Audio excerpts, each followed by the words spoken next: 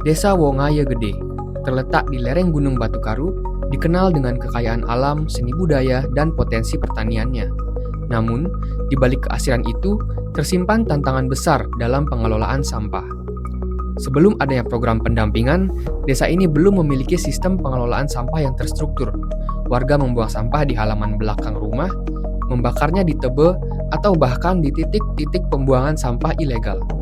Sampah organik mendominasi lebih dari 70% dari total 4 ton timbulan sampah per hari. Namun hanya sebagian kecil yang diolah menjadi kompos atau pakan ternak. Sisanya berakhir mencemari lingkungan. Kalau desa kami ini memang desa agraris. Jadi boleh dibilang 70% sawah, 30% ini ke perkebunan dan sebagian hutan. Kami dapat arahan bahwa pengolahan sampah diselesaikan di sumber. Artinya desa mengelola sampahnya sendiri. Nah, saat itu kami bekerja sama dengan DLH Tabanan, bekerja sama atau membuat MOU dengan bank sampah. Yang khusus kita kelola dulu adalah dominan sampah plastik, kemudian ada juga kardus dan lainnya kita olah. Sampah yang lainnya masih dikelola di masyarakat sendiri.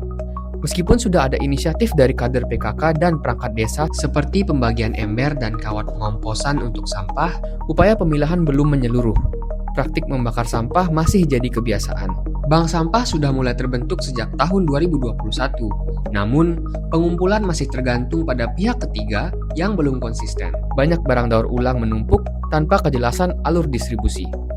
Dari pemetaan, ditemukan 14 titik pembuangan sampah ilegal yang berpotensi mencemari lingkungan dan aliran sungai ke desa-desa hilir. Memang bank sampah tetap jalan, terus tapi masih ada beberapa warga gitu yang membuang sampah plastik itu ke tebe ya. Yang ke bank sampah itu paling rata-rata 60%-an lah, karena mungkin juga keterbatasan kami dalam mensosialisasikan masalah pengelolaan sampah plastik ini. Dia ngambil dah satu contoh ya,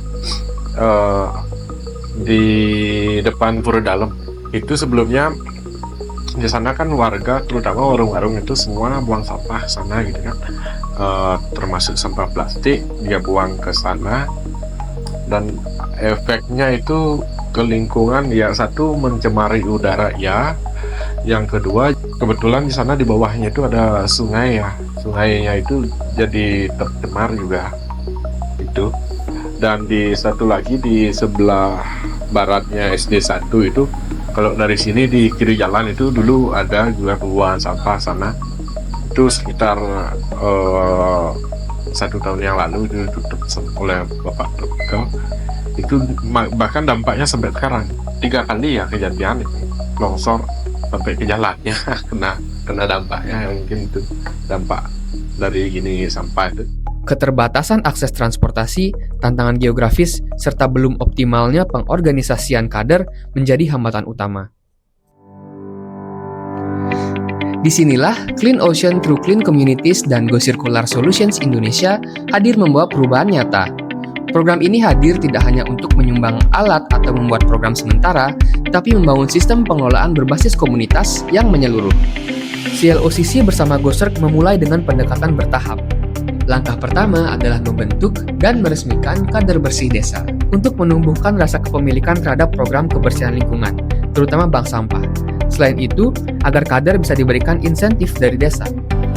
Dilanjutkan dengan pemetaan pengelolaan sampah. Siapa yang menghasilkan sampah, bagaimana pengelolaan sampah di rumah tangga, jumlah sampah yang dihasilkan, dan siapa yang bersedia membayar layanan pengangkutan sampah di desa Wongaya Gede.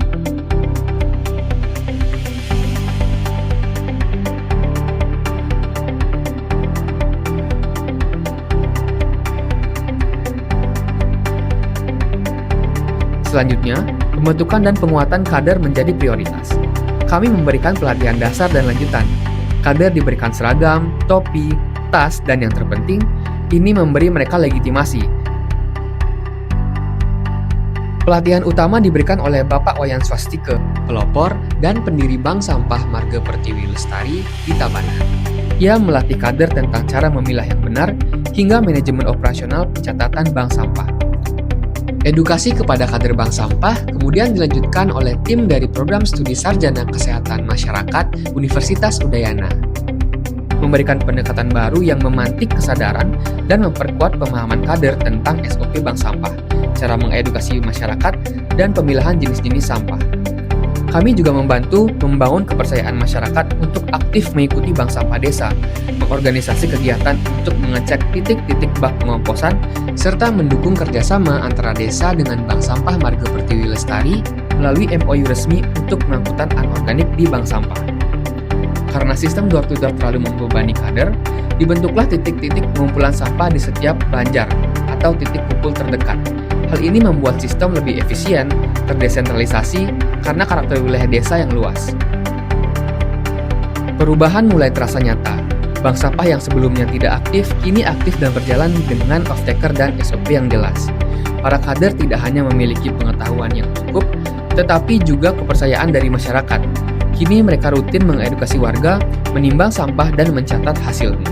Sekitar 1 ton sampah anorganik setiap bulan, seperti PET, kardus, botol, kaleng, dan minyak jelantah berhasil dikumpulkan dan dikelola dengan baik.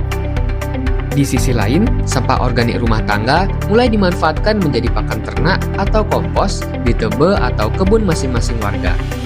Sebagian besar warga telah memanfaatkan hasil program bank sampah untuk kebutuhan pribadi, seperti kegiatan upacara adat atau sebagai tambahan penghasilan. Pada tahun 2024, disahkan APBDes dengan alokasi dana lebih dari 30 juta rupiah untuk operasional kebersihan, termasuk bank sampah, seperti pengadaan karung dan pewadahan sampah.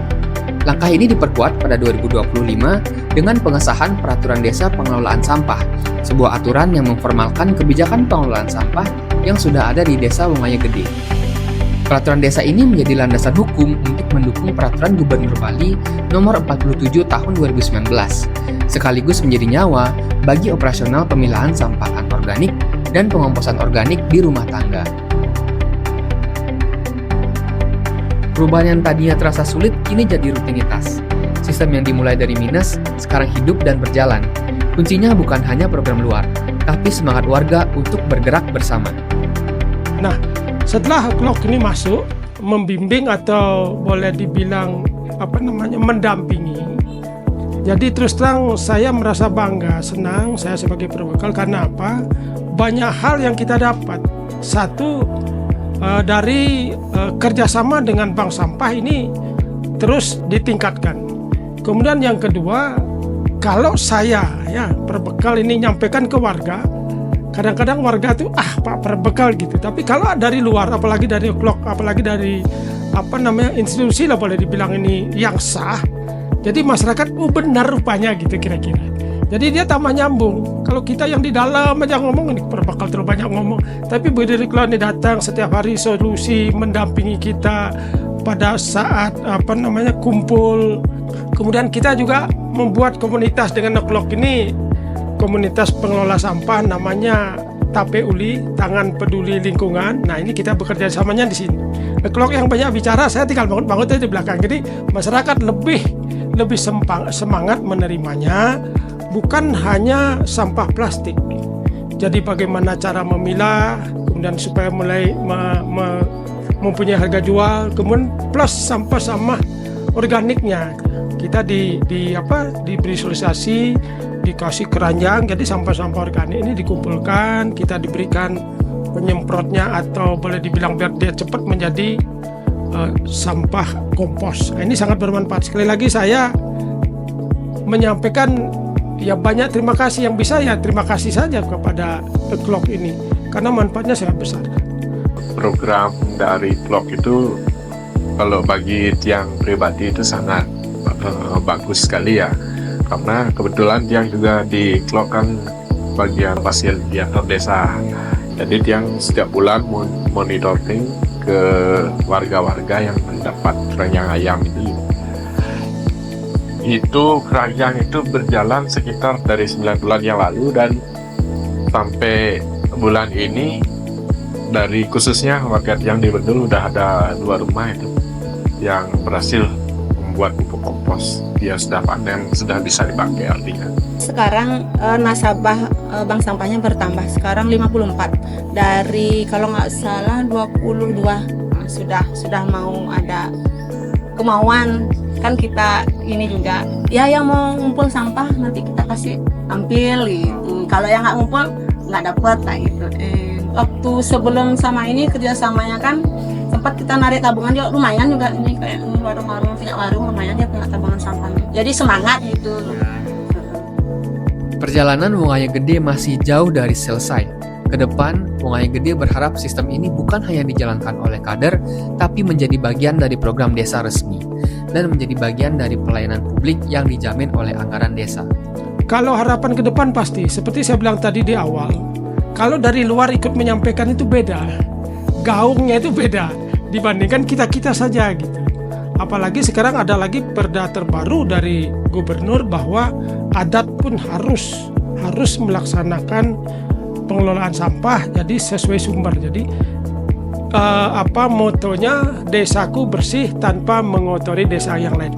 Nah ini saya berharap clock ini jangan nanti penutupan langsung kabur. Jadi secara emosional kita masih harus tetap.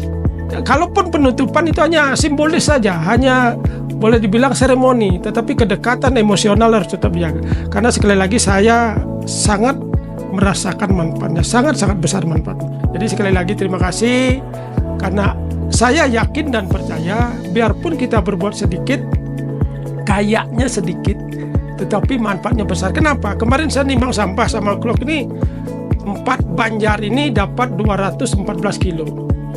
Kalau 214 kilo itu per bulan masuk kira-kira di sampah kita, masuk di tebe dan sebagainya, dampaknya yang luar biasa. Memang harganya cuma sekian gitu ya, tapi dampak dari lingkungan ini, karena kami ingin desa saya ini bebas dari sampah plastik, kemudian pendidikannya terpenuhi, kesehatannya berawal dari bagaimana kita mengelola sampah. Itu yang sekali lagi jangan kabur ya, akan terus ini harus terus berjalan.